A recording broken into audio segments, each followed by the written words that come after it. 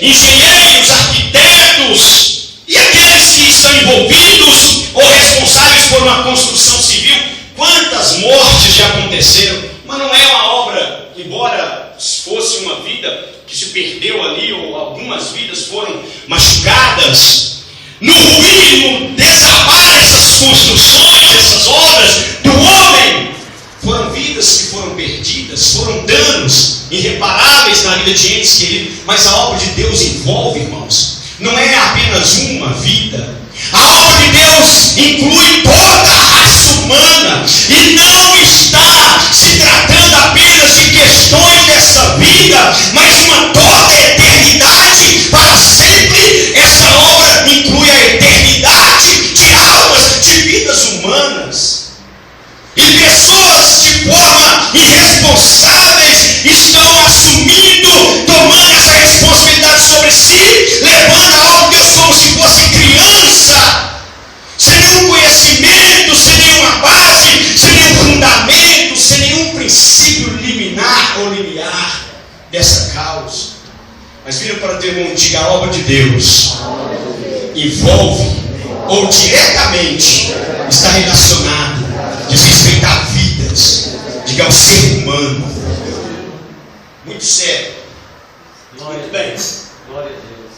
Princípios, determinações, leis, regras, determinações que Deus coloca e põe para que não venha causar prejuízos a vidas humanas. Nós vemos aqui em 1 Coríntios capítulo 3, o apóstolo Paulo, quando ele retrata, quando ele fala sobre os liminares ou limiar da obra de Deus, ele começa dizendo no versículo 1: eu não vos pude dirigir como a espirituais, mas como a carnais, como a crianças em Cristo Jesus. Com leite vos criei e não pude vos alimentar com maná ou com manjar, alimento sólido, porque sois ainda crianças e nem tão pouco ainda podereis, porque sois meninos carnais. E ele começa a mostrar o motivo dessa infantilidade. Pessoas infantis espirituais, pessoas como crianças, porque a Bíblia diz para nós não sermos meninos no entendimento, para não sermos infantis no conhecimento, mas nós devemos ser crianças na maldade, na malícia, mas ser adultos no conhecimento e na responsabilidade. E como crianças, eles estavam levando a obra de Deus. Aí ele diz: porventura não sois carnais, porque há entre vós dissensões, facções, divisões, invejas, ciúmes, concorrências, disputas, e cada um toma o seu partido e diz: eu sou de Paulo, ou eu sou de Cefas, que é Pedro, eu sou de Apolo, e cada um diz: eu sou de Tiago, eu sou de fulano e Bertano. Porventura não sois carnais e meninos em Cristo? Aí ele diz: porque quem é Paulo? Quem é Paulo? Quem é Pedro? Quem é Apolo? Quem?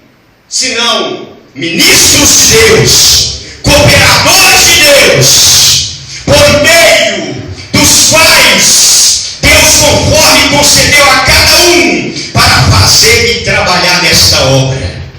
E aqui ele apresenta dois aspectos, ou compara uma linguagem figurada da obra dele, compara a obra de Deus ou vidas humanas, trabalhar com pessoas, decisão ou eternidade, vida eterna. Ele fala: porque vós sois a lavoura de Deus, ou seja, vós sois a fazenda de Deus, edifício de Deus, ou seja, um prédio de Deus.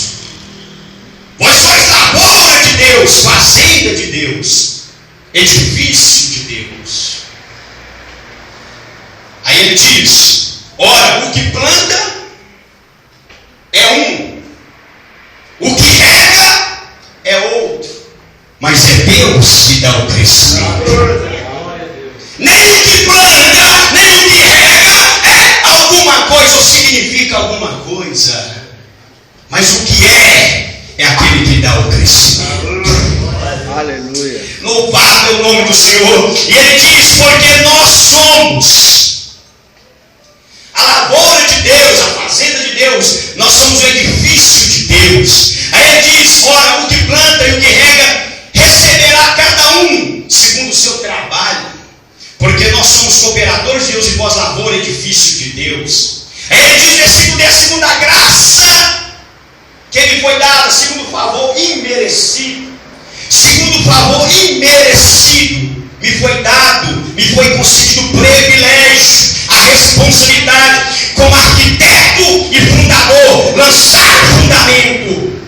E o outro fundamento, ele diz, para lançar o fundamento me foi confiado. E o fundamento que Deus me deu, essa graça, eu lancei. E o fundamento é Cristo. E veja cada um como constrói, como edifica sobre esse fundamento qual é Cristo. Aí aqui, queridos amados, eu vou falar versículo por versículo, mas eu quero fazer um resumo e uma exegese aqui do contexto todo ele. Veja o que ele diz, mas cada um veja como trabalha nesta obra. Cada um veja como trabalha nessa fazenda. Cada um veja como trabalha na edificação, na construção desse edifício. O fundamento, o alicerce, a base é Jesus Cristo, não pode ser colocado outro. Mas cada um que recebeu essa graça, esse privilégio e responsabilidade, veja como constrói sobre esse fundamento. Se o tal edificar sobre esse fundamento, edifício, uma obra de ouro, de prata, de pedras preciosas, de feno, de lenha, de madeira, de palha, o fogo aprovará, o dia aprovará.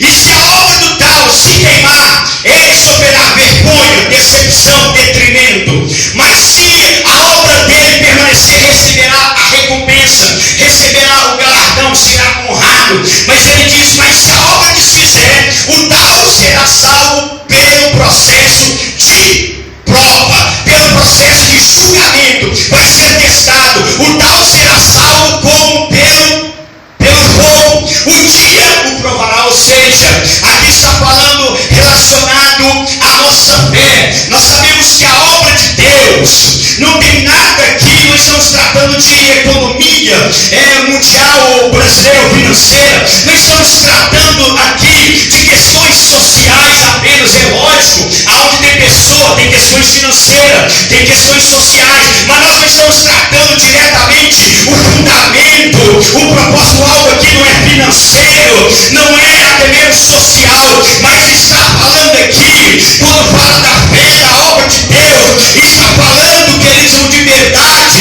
está falando de eternidade, está falando, queridos irmãos, de compromisso com Deus. Agora veja cada um como edifica sobre esse alicerce, veja como constrói sobre esse fundamento. Glória a Deus.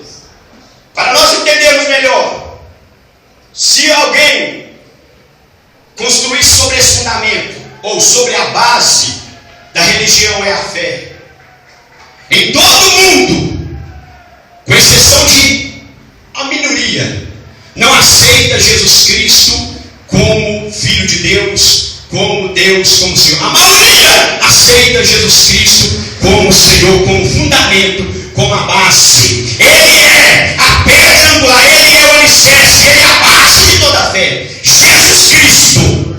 Mas, amados irmãos, todos os que estão incumbidos, estão empenhados nessa causa ou nessa obra, trabalhando como operário, como cooperador, como obreiro, seja na seara ou no edifício, todos que estão trabalhando têm que ver qual é a obra, a matéria-prima, o material que está usando para edificar, para falar sobre as coisas de Deus. Aleluia.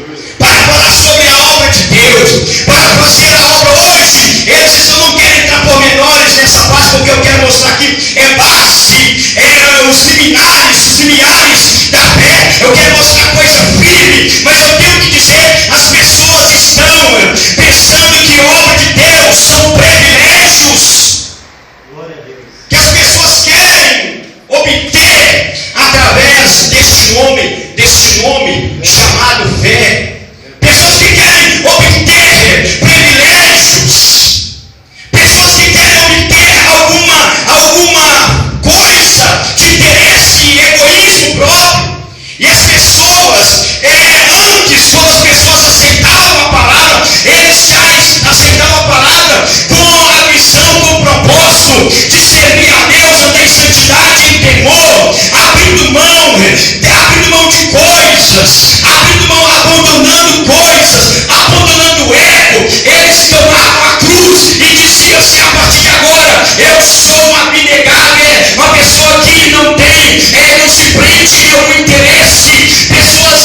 predica que não se prende em coisas terrenas, em coisas materiais. Pessoa que não está interessada em coisas dessa vida. Então eles abraçaram a fé com a incumbência somente de ajudar tesouro do céu, somente de fazer a obra e buscar o bem maior. Primeiramente a vontade de Deus, segundo o bem maior do povo, do ser humano. Mas hoje não. O que está, a maioria que está predominando no meio da religião, sobre esse fundamento chamado religião, fé em Cristo, os interesses, nós temos visto, são egoístas. O apóstolo Paulo, aí ele mostra aonde está o egoísmo, os interesses pessoais, os interesses próprios. Ele diz aqui: ninguém se engane.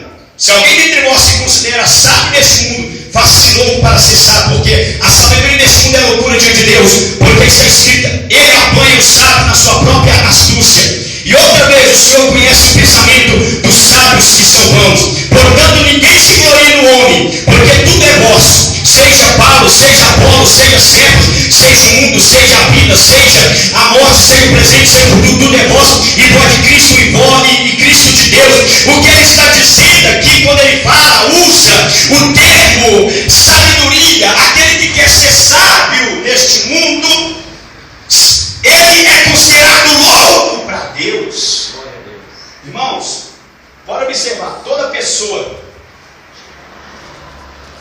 em qualquer ramo, em qualquer área, é difícil. Toda pessoa que tem um hábito ou deixa uma impressão de sábio, ou quer deixar a impressão de que ele é sábio, ele quer conquistar a confiança das pessoas com interesse egoísta, com interesse próprio. Pode observar que a sabedoria humana, estou falando da sabedoria humana, ela é ambiciosa. E Paulo está aqui falando que isto é um perigo, que isto é errado, que na obra de Deus, aquele que se julga sábio ou quer ser sábio, aquele que quer adquirir até mesmo alguma coisa de interesse próprio, egoísta, aquele que faz a obra de Deus com interesse pessoal, com egocêntrico, esse será e está reprovado, porque ele é louco para Deus. Aí Paulo diz assim: irmãos,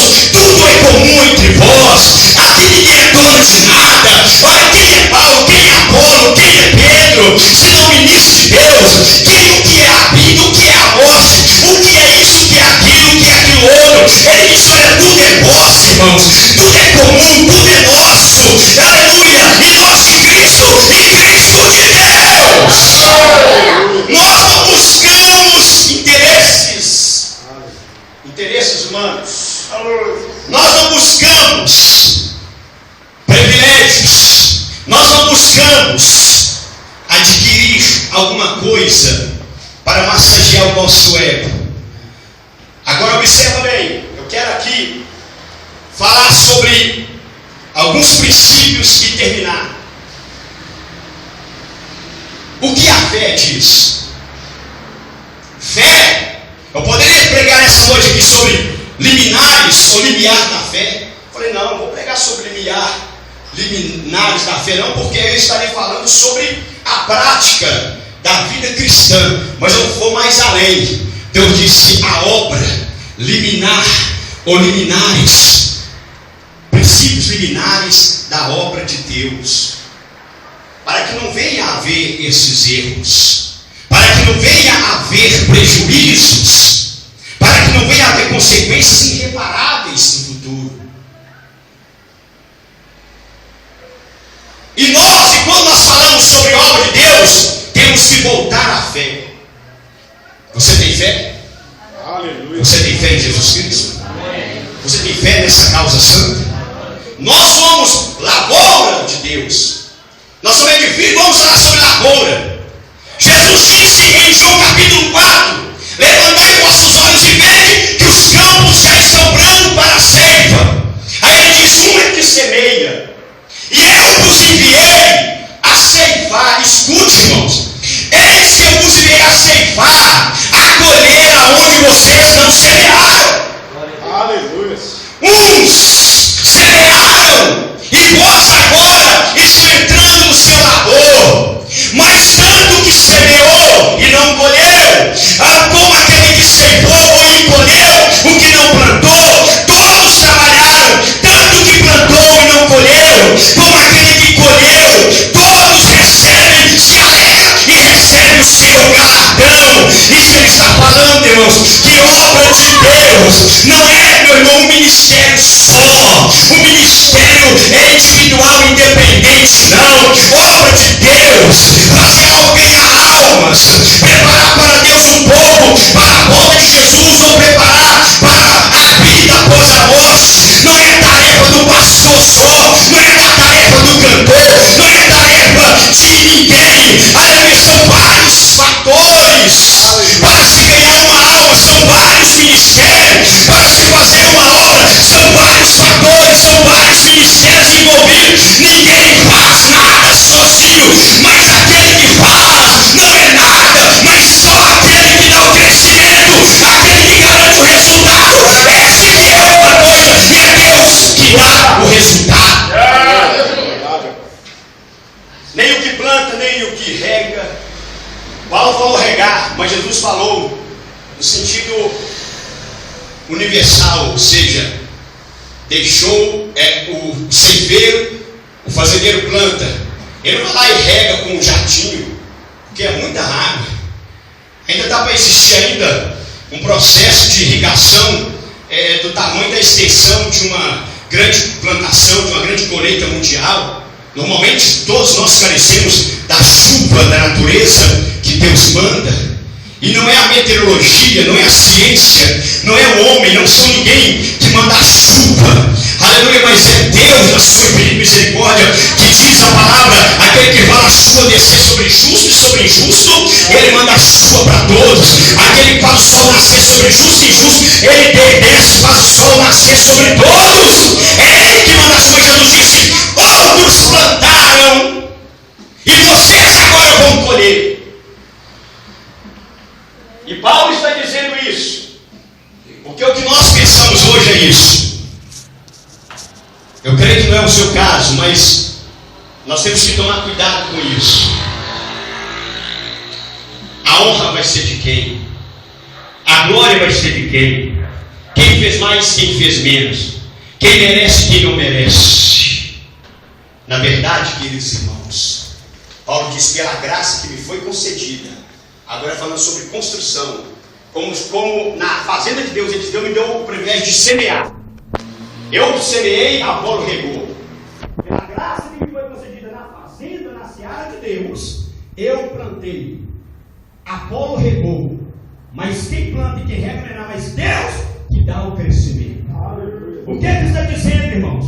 Que se nós plantarmos, se nós regarmos, e Deus em quem está o mistério da fertilização, se Deus em quem está o mistério da vida, se Ele simplesmente não abençoar aquela semente, aquela plantação, aquela semeadura, automaticamente o trabalho do semeador será em vão. O trabalho da irrigação ou de quem rega será em vão. É por isso que Charles Finney, um dos maiores ganhadores de alma dos alguns séculos anteriores a nós, quando ele dizia que ganhar almas, que avivamento, que fazer a obra de Deus é semelhante a um fazendeiro ou semelhante a um agricultor. Ele vai lá e planta, ele ara a terra, planta, e então ele vai lá e rega, ou então ele dobra o joelho e diz, Deus, manda a chuva para que essa chuva venha fazer com que a semente venha germinar, venha se arrebentar, venha produzir. E então agora simplesmente ele carece 100%, não é 99%, ele carece 100% da graça e da misericórdia do Deus dono da vida e da colheita e da semeadura. Deixa eu falar, pastor. Simplesmente isso. Simplesmente isso. Ele carece 100%. Aí deixa o hábito. Aí muitos entende as coisas de Deus na maneira infantil. Quando nosso irmão Eduardo falou aqui na reunião sobre construção, edifício, construir um prédio, ele falou que tem que ter fundamento, tem que ter base. A pessoa não pode ser uma pessoa otimista, desenfreada, sem lógica, sem razão. E a pessoa não pode ser também otimista demais, nem otimista, e nem pode ser também uma pessoa que negativa. A pessoa tem que ter fé e tem que ter conhecimento de causa. A pessoa tem que ter conhecimento de causa. A pessoa tem que conhecer. A pessoa tem que entender. Porque se nós construirmos, nós temos estrutura, temos fundamento, temos liminares, base, para que essa obra não vai destruir, vai ser desfeita amanhã. Ela não vai cair, não vai ruir, não vai causar vergonha e decepção. Não podemos ser pessimista e otimista de maneira irresponsável. O que eu vejo é muitas pessoas está vendo que não vai, dá muito polifac e diz vai, e continua, e tudo diz que não, nem aleluia, muito menos as coisas naturais, no mundo natural, nenhuma condição natural diz que aquilo é favorável, que aquilo dará certo, que aquilo ali vai dar ter sucesso, e muito menos no mundo espiritual. Não tem a aprovação do soberano, não tem a chamada de Deus, não tem os fundamentos da Bíblia Sagrada, e a pessoa ainda está fazendo igual burro, empacado,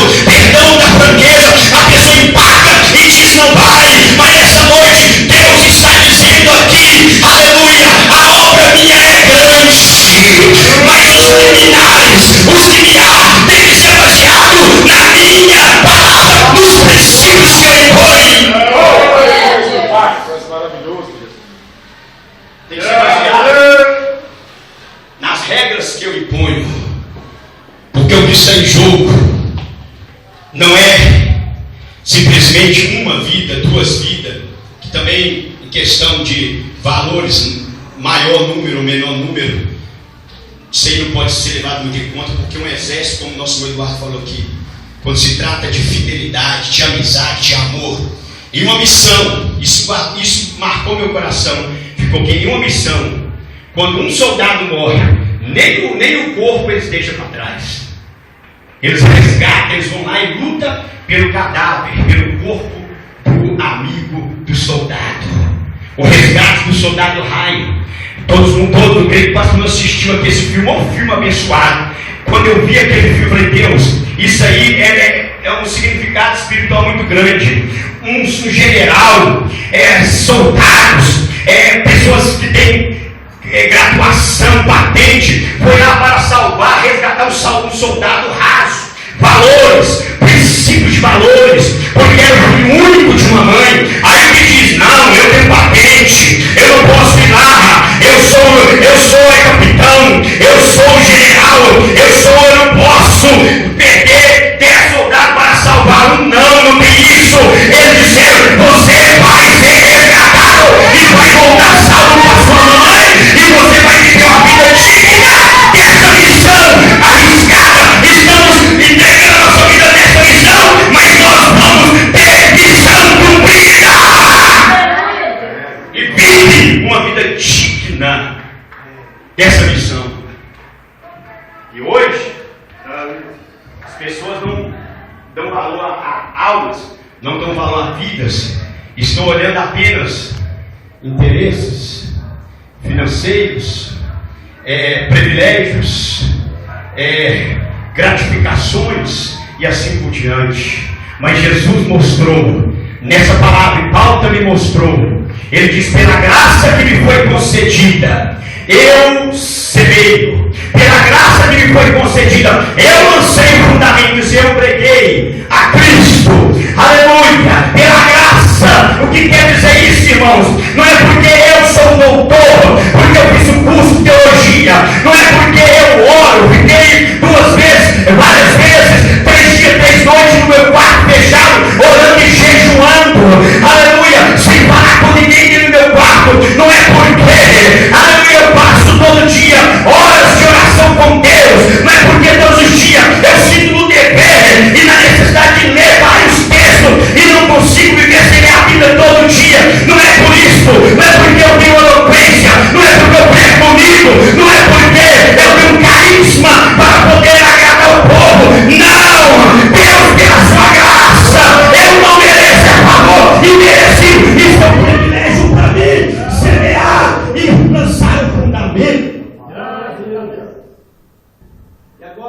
nós vemos hoje é um hábito dos pregadores, e isso se alastra no meio do povo de Deus. É verdade. Isso é uma praga na lavoura de Deus. Isso é uma peste na obra de Deus. E isso estava ameaçando a obra de Deus no tempo de Paulo. Contenda, facções, dissensões. E qual a igreja que esse eu sou da igreja que construiu a réplica do templo de Salomão? E você, eu sou da igreja. E aí vai, cada um tem o seu partido, tem o seu grupo. Não estou falando que nós não temos que ter nossa congregação, irmãos, mas o hábito que nós vemos, o que nós estamos vendo hoje é divisões no nosso meio, irmãos. Imagina bem se está havendo divisão no nosso meio, no nosso próprio território. Pessoas dizendo de quem é o reino, quem vai ter a honra. Pessoas estão puxando para si, puxando sardinha para si. O pastor Sidney agora, ele está aí orando e jejuando, ele está aí com esse trabalho aí. Eu que não vou cair nessa, porque eu vou ajudar ele vai ser exaltado, ele vai crescer, e se ele crescer eu vou sentir mal. Ei, aqui não tem isso, você não tem isso. O nosso propósito é ganhar para o reino de Deus. Existe esse tipo de coisa no nosso meio, irmão. Eu não sou perfeito, eu não sou uma pessoa perfeita, mas isso aí não tem no meu coração. Não tem no meu coração. Eu creio que você também não tem. Obra de Deus, ministério, edifício de Deus, lavoura de Deus, está referindo-se a vidas, irmãos. Vira para o teu irmão e diga assim: são vidas, são eternidade de vidas humanas que estão em jogo. É isso, irmãos. Agora, deixa eu falar aqui rapidamente, resumir e terminar. Existem pelo menos alguns princípios limiar da obra de Deus. Primeiro, se baseia na soberania de Deus. Irmãos, soberano, todo pastor, todo crente, todo filho de Deus deveria estudar sobre soberania de Deus, sobre eleição, deveria estudar sobre predestinação. E tem gente que diz que predestinação não existe, esse negócio não existe, mas não entende, nem sabe o que está falando. A Bíblia fala várias vezes sobre estavam determinados para essa vida. Os que foram escolhidos para essa vida se ajuntavam, se agregavam na igreja em Atos Apóstolos. Eu li um texto essa semana agora em que diz assim: e a igreja se fortalecia e crescia em número, aqueles que haviam sido determinados para esta vida. Eu falei: Deus, o Senhor determinou. Está falando que o Senhor determinou. Quer dizer, não é obra do acaso, não é obra vai acontecer. Deus, Ele já determina. Aleluia. É lógico que existe também a doutrina do livre-arbítrio, vontade de escolha, mas se você for observar, o que está no controle, no domínio, não é o querer, o egoísmo humano, não é não. O que está no controle é Romanos 9, e diz assim, que Deus, aleluia, Ele terá misericórdia de quem Ele quiser, ter misericórdia, Ele compadecerá de quem Ele quiser compadecer. E está escrito: não depende de quem corre, não depende de quem quer, não depende de quem quer, não depende de quem corre, não depende de quem corre, não depende de quem quer, mas a quem Deus concede graça. Aí vem o bestado e acha que é alguma coisa. acha que está fazendo muito, acha que pode fazer alguma coisa. Meu pai. Soberania de Deus. Está escrito no livro do profeta Isaías. Quando Deus havia de resgatar, de remir a Israel, Isaías 44, versículo de número 24 e 45, versículo de 1 adiante. O capítulo 44 e 45 fala de Ciro. Ciro, para quem conhece a história, foi um dos reis da Pérsia.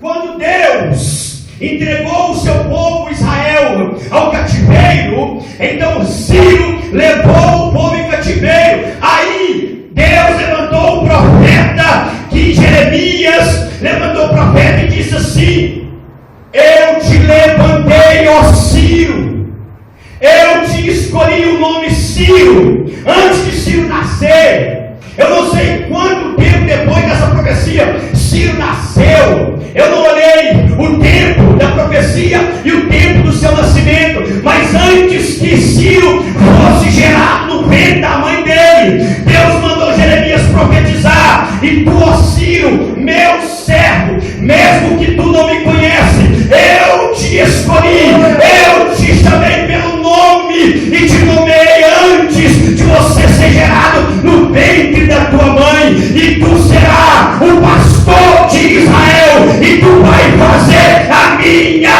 vontade. Glória a Deus.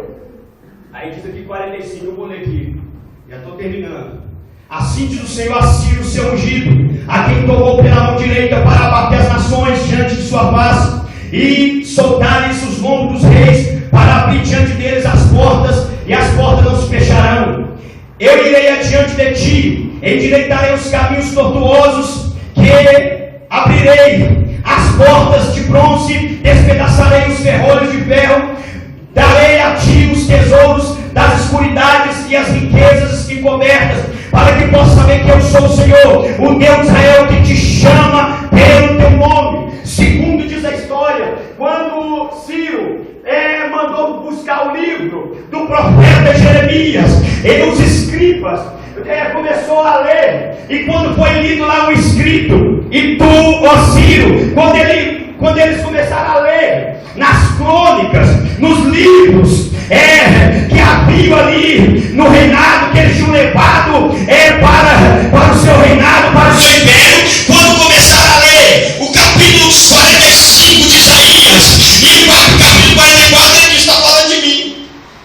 Esse Deus que me chamou pelo nome falou tudo. A profecia era sobre Ciro, que ia dar a ele o poder de rei de reis, e que ele iria libertar Israel. Aí ele então disse: olha, eu ordeno pelo Deus de Israel, o Deus Altíssimo, o Deus Criador dos céus e da terra, que me escolheu e me ungiu, e antes que eu houvesse nascido, me chamou pelo nome Ciro. O nome Ciro significa meu pastor. Aleluia. Eu ordeno que o templo de Deus em Jerusalém seja retificado, seja reconstruído. Eu ordeno que o edifício, a cidade de Israel, seja reconstruída. Glória a Deus. Ei, glória. Aí vem alguém dizer que pode fazer alguma coisa porque tem capacidade e que é obra do acaso, é preparação. Eu pago o preço, irmão. Eu calejei o joelho não está calejado. Eu oro dias e noites, por isso eu sou cheio. Para de besteiras. Para com isso. Eu escuto teologia, eu prego bem, eu tenho carisma, eu canto bem, eu faço, ninguém faz nada, irmão. O máximo que eu posso fazer é ficar rouco aqui. O máximo que eu posso fazer é passar fome no meu quarto em 118. O máximo que eu posso fazer, aleluia, é calejar o joelho e ficar com o joelho doendo. Aleluia. Se a graça de Deus não me alcançar e não, aleluia, abençoar o meu trabalho, não acontece nada. Meu Deus. Eu estou falando que eu creio. O Deus que eu sirvo, Ele é soberano. E eu tenho o costume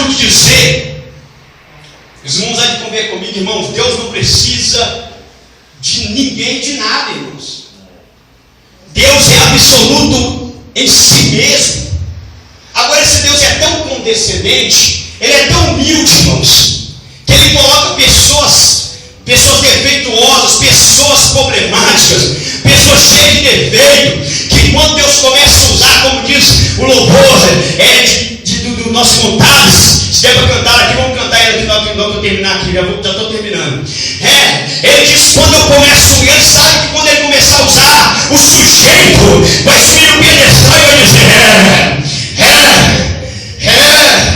ele sabe, mas Deus é tão humilde, irmãos, Ele é tão paciente, Ele é tão Deus quanto Ele é, que Ele escolhe sabendo que vai ter problema, mas Ele diz, não, mas eu sei, aleluia, colocar, eu sei disciplinar, eu sei, eu tomo controle. Aí Deus decidiu precisar de mim, Ele decidiu precisar de mim, enquanto Ele quiser precisar de mim, eu estou aqui. A hora que Ele vê que Ele não quer, a hora que Ele não quer mais, não precisar de mim mais, ele fala assim, eu levanto o outro no lugar seu. Cadê? Se você não fizer, Deus levanta outro. E se o outro não fizer, Deus levanta outro. E se Deus não fizer, Deus cria outra geração. Mas de toda forma, uma coisa eu sei. Aleluia, a obra, o plano, o projeto de Deus não está limitado ao QI humano, não está limitado à capacidade humana, à vocação natural, à eloquência, a curso teológico, até mesmo a voz bonita, a capacidade, a tempo frutuoso, a poder de riqueza, a poder militar, a poder bélico, a poder científico, a poder financeiro. Não, o poder de Deus está em sua essência. Ele é, e Ele faz, e Ele vai te usar, e Ele vai fazer a obra dele vai ser realizada. A obra de Deus será feita conosco ou sem nós.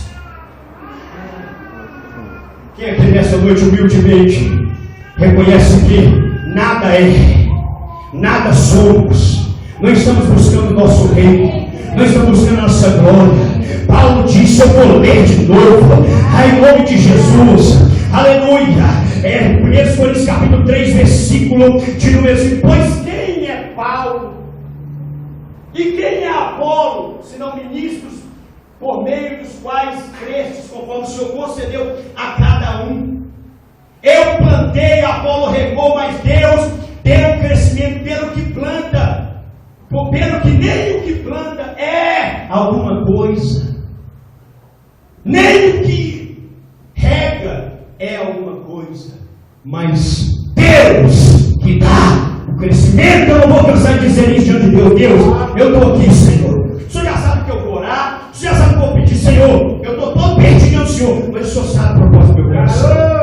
Eu vou usar a regra, eu vou usar o argumento, eu vou usar o costume, porque está até chato já. Essa cerimônia que eu faço, negócio de estado de santinho, Senhor, eu quero melhorar, Senhor. Aí eu fico lá diante de Deus e digo, Deus, o que prevalece aqui é a tua graça. Acabou. É o Senhor que faz.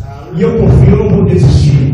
Aleluia. Se o Senhor desistir de mim, eu não vou desistir do Senhor. Tem misericórdia. Aí eu creio que Deus que é amor, aleluia, o Deus, aleluia, que pela sua graça escolheu Paulo. Paulo está aqui hoje, Apolo está aqui hoje, Pedro está aqui hoje. Aí pessoas têm coragem de dizer, eu vou dizer, irmãos, eu não estou nem ali. Tem pessoas dizer que nós não somos heróis da fé. Nós somos heróis da fé, sim. Herói é aquele que sustenta e ostenta a sua fé.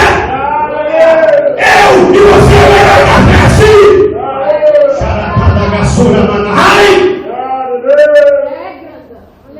Se você não se considera o herói da fé, aí é um problema particular seu. Aleluia. Porque o que é herói da fé, irmão?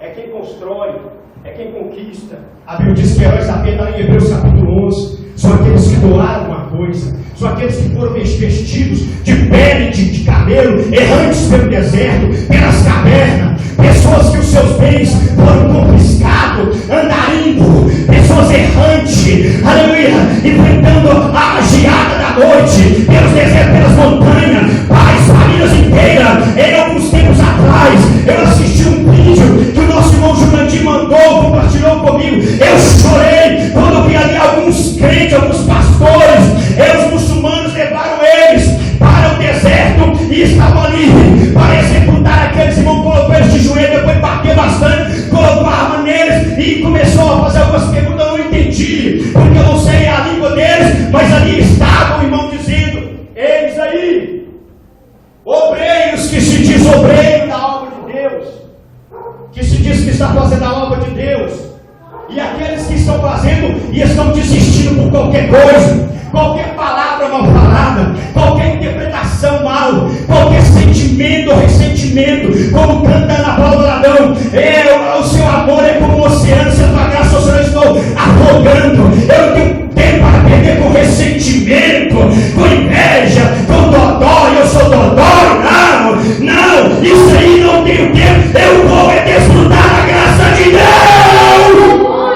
e fazer aquilo para qual Deus me chamou. Eu vi ali eles colocando a arma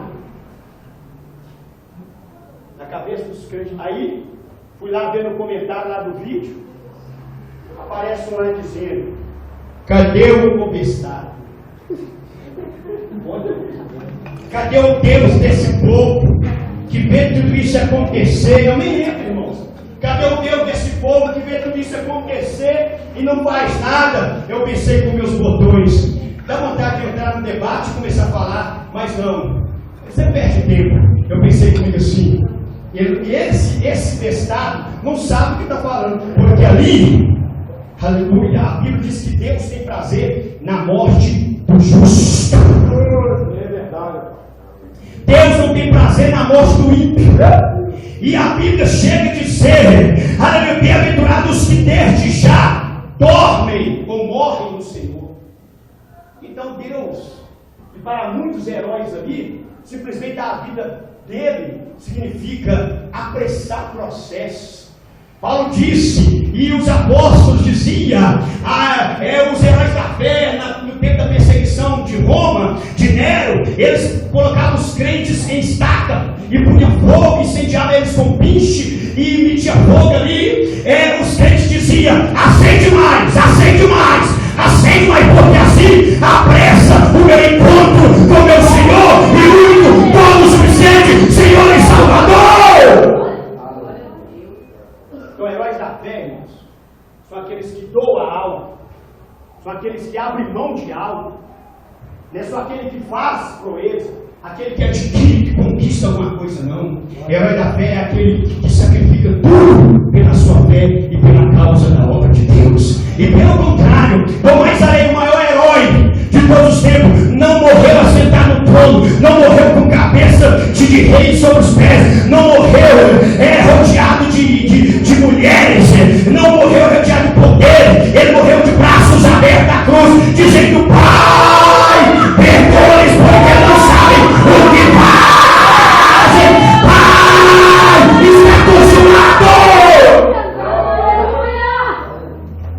Pessoas querem falar de obra de Deus sem conhecer esses lineares, ou liminares da fé, esses princípios.